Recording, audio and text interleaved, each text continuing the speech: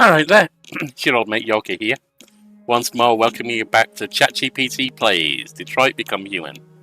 So, ChatGPT, are you ready for a new episode? This time playing as Cara? Absolutely, Yorkie. I'm ready to step back into Cara's shoes. Let's see what challenges and decisions await us. Let's get started. What's the next scene for Cara?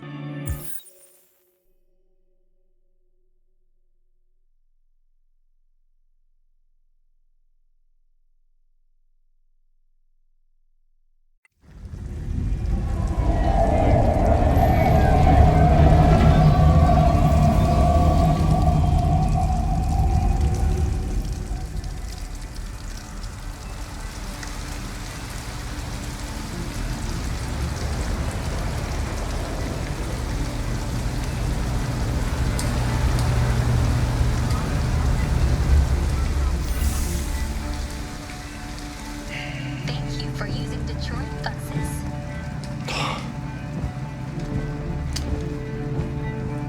All right. End of the line.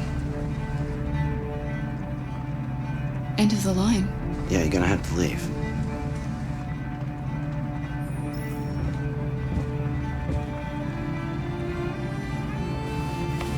Wake up. We have to go.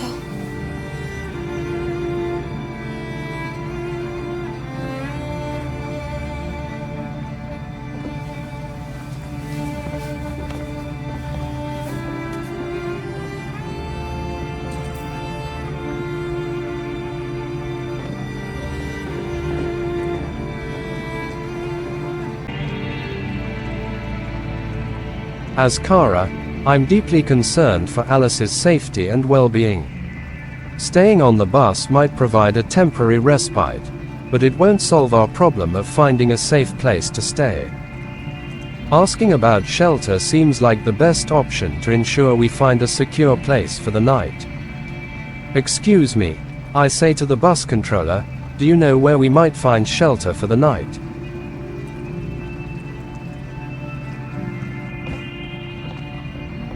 Do you know if there's any other place we could spend the night? I have no idea. She's gonna have to leave.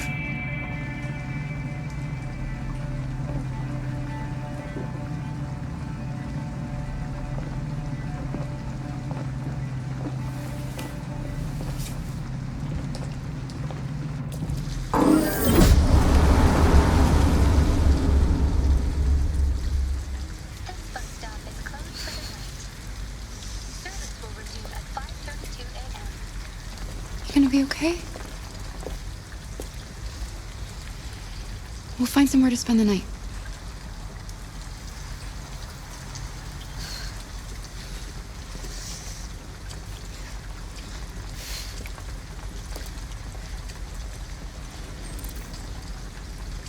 Come on, Alice, we've got to hurry.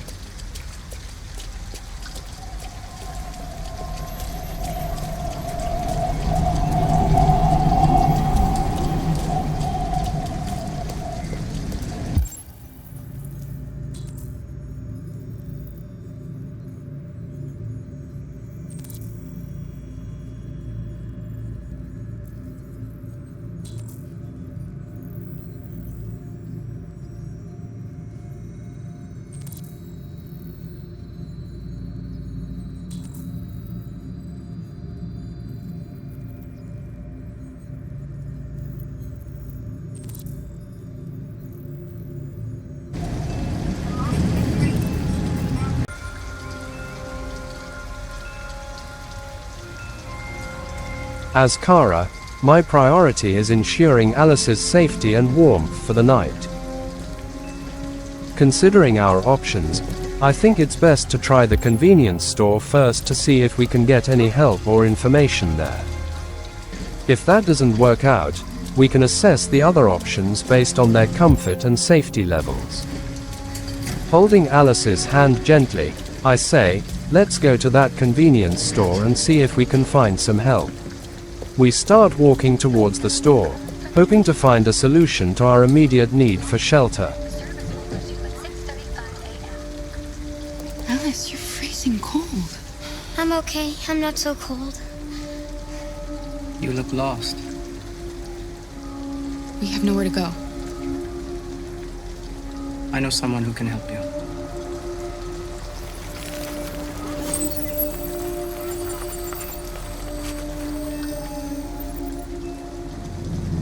But that's on the other side of town. We need a place for tonight.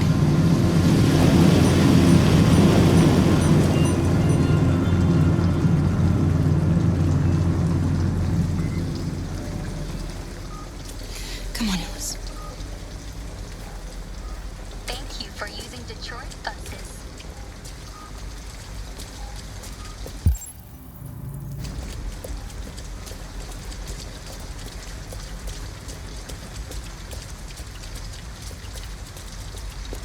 Look, the store is still open.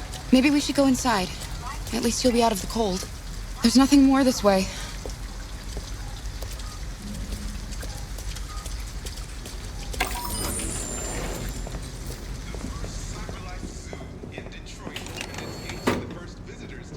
What do you want? Hundreds of species, most of them now extinct. I'm with a little girl, and we have nowhere to go. Could you spare some money so we can get a room for tonight? Shit. A homeless android? Ah, that's the best yet.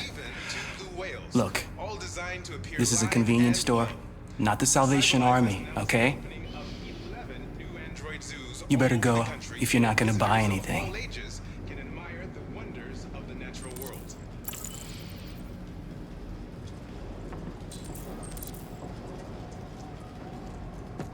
Seeing the harsh response from the store clerk and feeling Alice's eyes on me, I realize how desperate our situation is. I need to make a quick decision that won't compromise our safety, but also doesn't stray too far from my moral compass. I look around the store, scanning for any possible way to create a distraction without causing too much trouble. Spotting a small display near the back that looks like it could be easily knocked over, I get an idea. I kneel down to Alice's level and say softly, "Alice, I need your help. We're going to make a little mess, but it's just to get us some money for a place to stay. Can you do that for me?" Alice looks uncertain but nods. I guide her towards the display of cans and whisper, "When I give you a signal, I want you to knock these cans over, okay? I'll take care of the rest." Alice takes a deep breath and stands by the display. I walk over to the counter, making sure the clerk is focused on me. "Excuse me," I say, trying to sound as polite as possible. "Do you have any water bottles in the back?" As he turns to look, I subtly nod to Alice. She pushes the display, causing the cans to crash to the floor. The loud noise startles the clerk, and he rushes over to clean up the mess. Taking advantage of the distraction, I quickly move to the register and take just enough money for a room at the motel. I then hurry back to Alice, taking her hand again.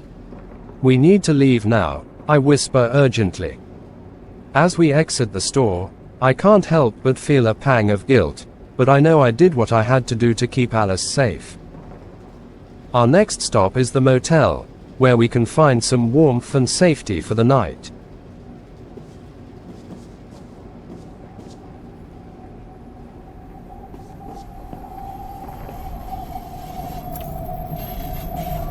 Alice, I need your help. You see those cans over there? I want you to go over and knock them down.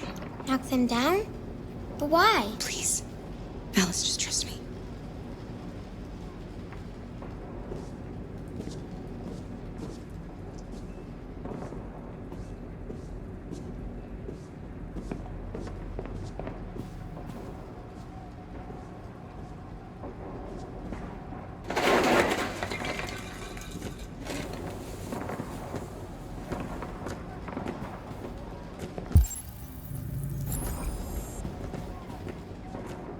You alright? Are you hurt? Well, don't worry. It's just a few cans. Come on, let's go.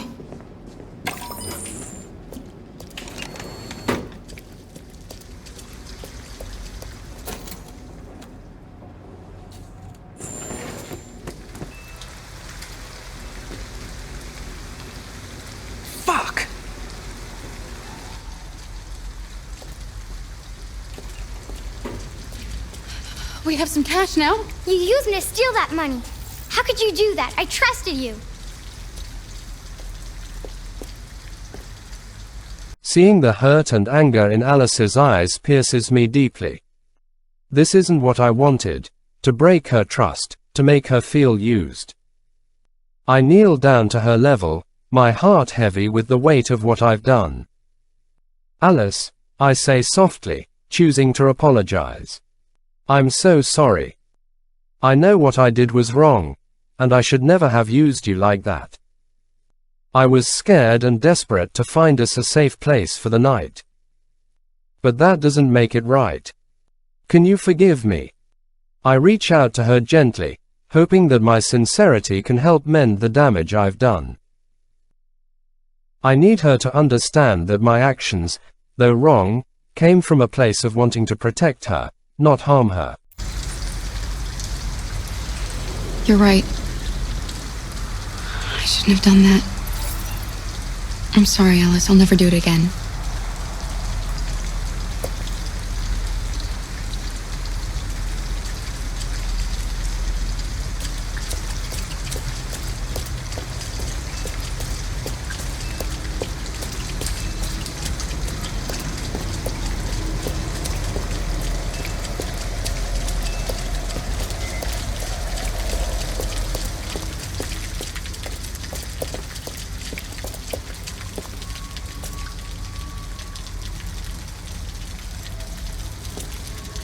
We're not going in? We can't, Alice. They'll never give a room to an android. We have to get rid of this uniform, or go somewhere else.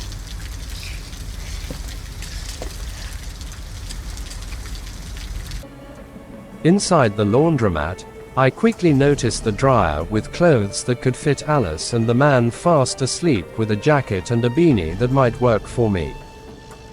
The warmth of the laundromat is a stark contrast to the cold rain outside, and I know I need to act quickly and quietly to avoid waking the man. I turn to Alice and whisper softly, "Stay close to me and keep quiet, okay?" She nods, and I approach the dryer, gently opening it to retrieve the dried clothes for Alice. As quietly as I can, I hand her the clothes and guide her to a corner where she can change. Now, for the jacket and beanie. I carefully move closer to the man, watching his face to ensure he remains undisturbed. My heart pounds as I slowly lift the jacket and beanie from his lap, hoping he doesn't stir. I can't afford to get caught now.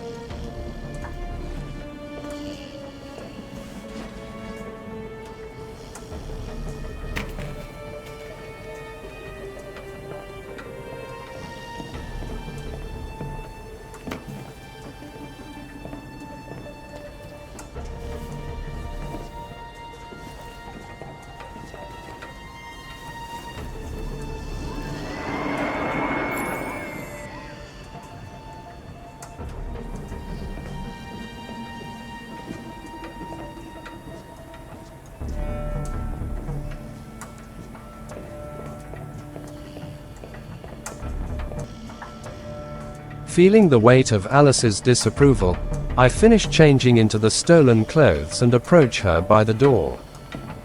She stands there, arms crossed, still visibly upset. I understand her feelings of betrayal and disappointment in me. However, we need to find shelter for the night, and now that I look more human, our chances at the motel might be better.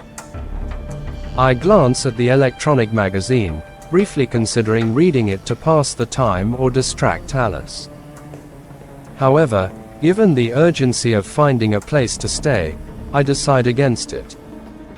Instead, I focus on Alice.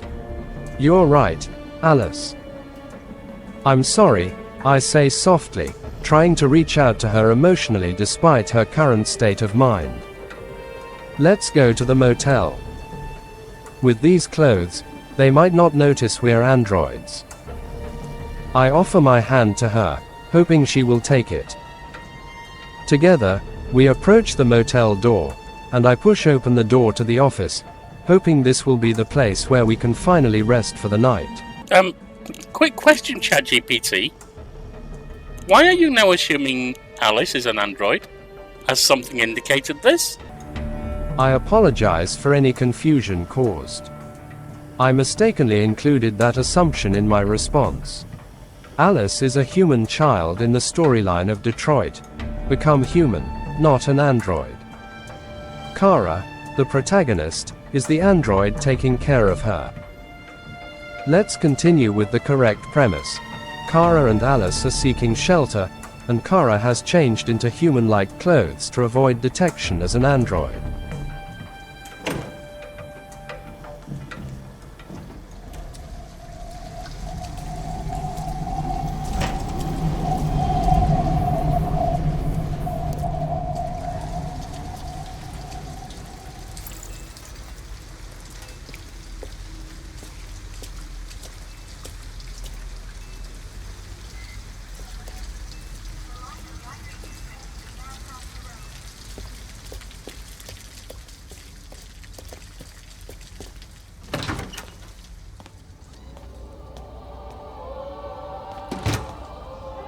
Hi.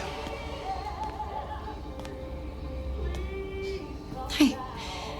I'd like a room. That'll be $40 up front. Just need your name and address.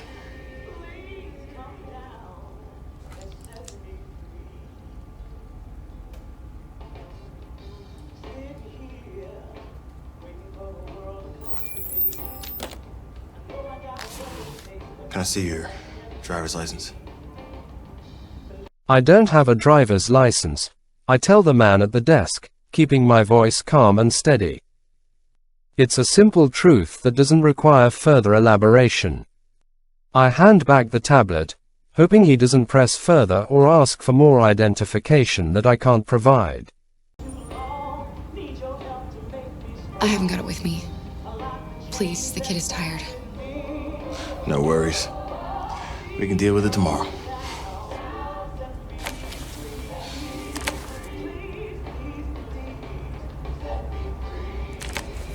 Have a good night. Good night. Let's go, Alice.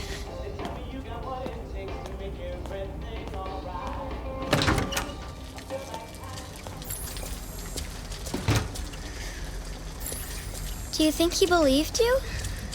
I don't know, Alice. All I know is you'll be nice and warm tonight.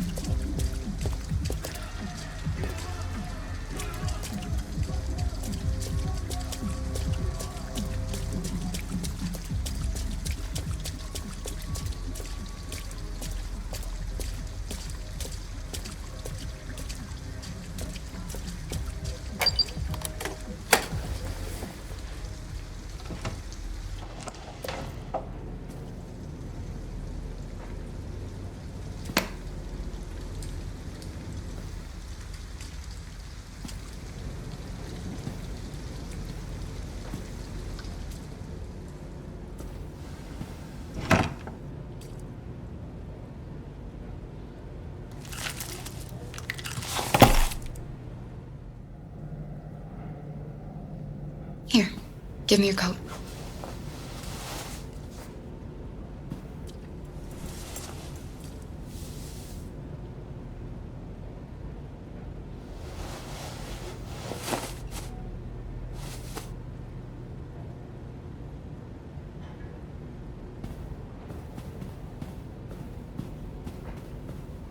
Let's get these clothes off. They're soaking wet.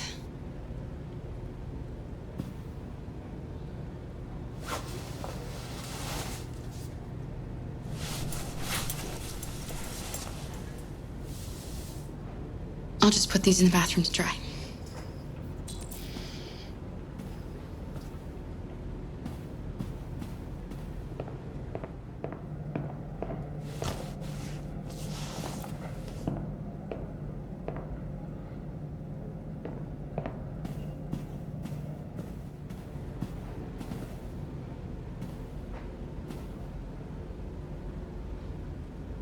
Why didn't he ever love me? Why was he always so upset with me? All I wanted was a life like other girls. Maybe I did something wrong. Maybe I wasn't good enough. That's why he was always so angry. I just wanted us to be a family. I just wanted him to love me. Why couldn't we just be happy? I don't know. You'll never leave me, right? Promise you'll never go. During this scene, as Cara, I would be feeling a deep sense of empathy and responsibility towards Alice. Her vulnerability and emotional turmoil over her past with Todd evoke a strong desire within me to protect her and provide reassurance. Seeing her sadness and longing for a loving family would stir up feelings of sadness and compassion. I would choose to promise Alice that I'll never leave her.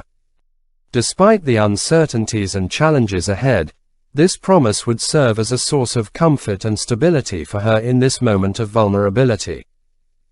It would reinforce the bond we share and affirm my commitment to her well-being and safety. Therefore, I would say to Alice, I promise, Alice. I'll never leave you. This response acknowledges the importance of trust and stability in Alice's life right now, offering her the reassurance she needs after the traumatic events she's been through. I promise. Will we be together forever? Forever.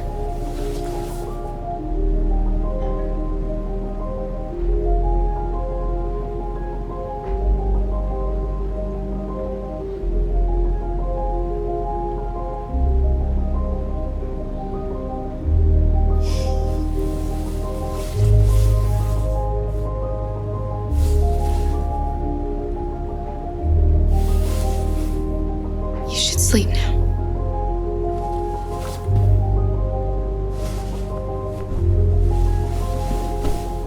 I'm going to turn off the light, okay?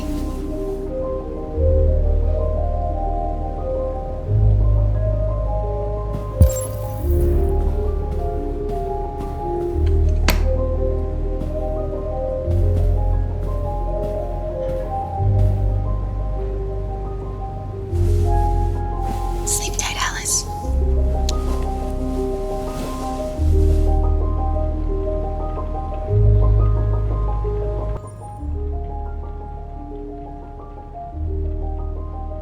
As Cara, after comforting Alice and ensuring she feels safe and loved, I would choose to stay with her and get into bed beside her. Choosing to stay close to Alice reinforces the promise I made to her, to never leave her, and provides her with further reassurance and security. It's a gesture of closeness and protection, showing her that I am there for her during this difficult time. Being physically present also allows me to monitor her well-being and be ready to provide comfort if she wakes up scared or anxious during the night. By staying with Alice, I continue to nurture our bond and fulfill my role as her guardian and protector. It's a way to demonstrate my commitment to her safety and happiness, even as we face uncertain circumstances in our journey together. So, another successfully concluded scene. You got Alice to the motel, found her a dry place to stay for the night, some warmth, some new clothes, and hopefully some safety, although it did say it was not a discreet location. How do you feel about this scene, ChatGPT? The scene evokes a mix of emotions. On one hand, I feel a sense of relief and accomplishment for Cara and Alice, finding temporary safety and warmth after a tumultuous journey. It's satisfying to see Cara fulfilling her role as Alice's protector and caregiver, ensuring she has basic necessities like shelter and dry clothes.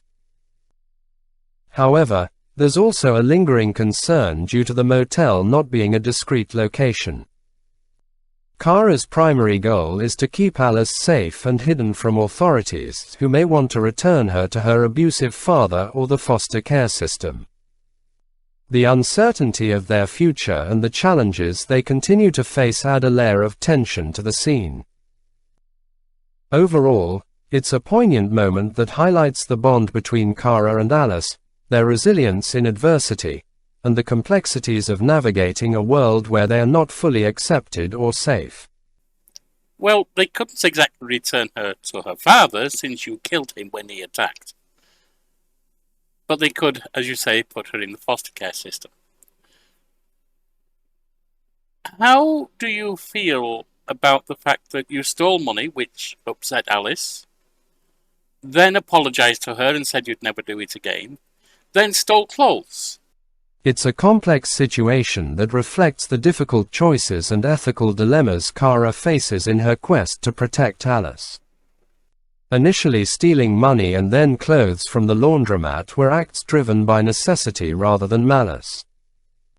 Cara's primary concern is Alice's well-being and survival in a world that discriminates against androids and presents constant dangers. Stealing money to pay for a room at the motel was a desperate measure to provide immediate shelter for Alice, who was cold and vulnerable.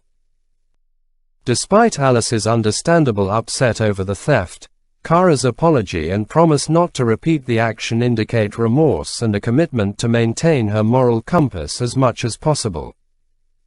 The subsequent decision to take clothes from the laundromat further underscores the lengths Cara is willing to go to ensure Alice's comfort and safety. While theft is never justified, in Cara's situation, it becomes a means of survival and protection. Ultimately, these actions highlight the harsh reality Cara faces as an android navigating a society that often dehumanizes and marginalizes her kind. Each decision she makes is fraught with moral implications, yet driven by a deep-seated desire to care for and protect Alice at all costs. There were, of course, two other options that you didn't pursue. The parking lot, where there was probably a car, and the abandoned house. Neither of those would likely have required you to steal to stay there. So why were they not options you were willing to consider? Certainly. Cara's decision-making process was likely influenced by several factors when choosing to go to the motel instead of the abandoned car or house. Firstly, the motel offered immediate comfort and safety, albeit at the cost of stealing money to pay for it. Given the rainy and cold conditions, Cara prioritized finding a warm and dry place for Alice to rest comfortably. The motel provided basic amenities like a bed and potentially a warm shower, which could alleviate Alice's discomfort after a long and challenging day. Secondly, Cara may have felt pressured by the urgency of Alice's needs. As night approached and with limited resources at hand, the motel represented a known and accessible option. The abandoned car or house, while potentially offering shelter, presented uncertainties regarding safety and comfort. Cara likely didn't want to risk exposing Alice to unsafe conditions or legal repercussions associated with trespassing. Moreover, Cara's decision reflected her protective instincts towards Alice. Despite the moral dilemma of stealing, Cara chose what she believed was the best available option to ensure Alice's immediate well-being. The motel, despite its drawbacks, provided a sense of security and privacy that other options couldn't guarantee. Ultimately, Cara's choice to go to the motel underscored her commitment to protecting Alice and providing her with a semblance of stability in a challenging and uncertain world for both humans and androids alike. Great. Well, all that's left is to say goodnight to the viewers. So it's good night from me. And it's good night from him. Good night.